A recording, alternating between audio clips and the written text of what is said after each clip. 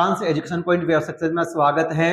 आज का टॉपिक आपके लिए बहुत ज्यादा इंपॉर्टेंट हमारी क्लास का। इस क्लास में मैं आपको बताने वाला हूं कि रेलवे में साइंस से कौन कौन से टॉपिक आते हैं।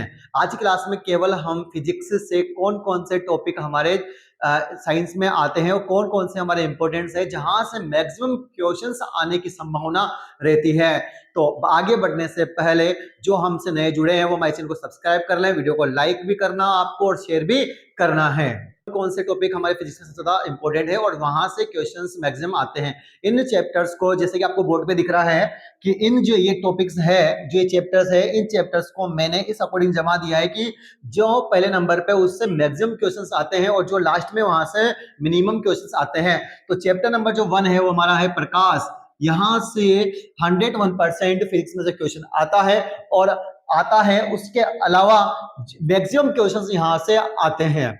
या तो उपयोग में से आएगा, या दर्पण में से आएगा, या लेंस में से आएगा, या फोकस दूरी में से आएगा, या न्यूमेरिकल में से आएगा। कहीं ना कहीं से यहाँ से क्वेश्चंस आता ही आता है।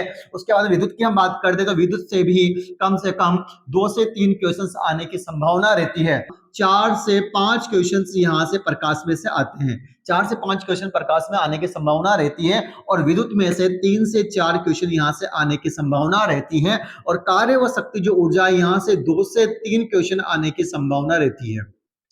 या तो ये क्वेश्चन यहां से मात्रा में से पूछ लिया जाएगा, कहीं ना कहीं से यहां से पूछ लिया जाता है। बल व गति में से भी कम से कम 3 क्वेश्चंस आने की संभावना रहती है और गुरुत्वाकर्षण में से 2 क्वेश्चन आने की संभावना रहती है। मापन में से 1 क्वेश्चन, तरंग में से भी 1 क्वेश्चन आने की संभावना रहती है। वहीं उष्मा में से भी 1 क्वेश्चन आने की संभावना रहती है और चुंबकत्व में से 1 क्वेश्चन और मात्रक की बात करें तो हम यहां से भी 1 से 2 क्वेश्चन आने की संभावना रहती है। इस पर क्वेश्चंस और टॉपिक आपके सामने लिख दिए मैंने। यहां से कौन से वाले चैप्टर में से कौन से वाले क्वेश्चंस आने की संभावना बनी हुई रहती है। तो एक बार फिर मैं आपको रिवाइज करा दूं। प्रकाश वाला चैप्टर सबसे ज्यादा इंपॉर्टेंट है हमारे पास। प्रकाश वाला चैप्टर यहां से 4 से 5 क्वेश्चन आने की संभावना बनी हुई रहती है। विद्युत वाले चैप्टर 3 से 4 क्वेश्चन आने की संभावना बनी रहती है।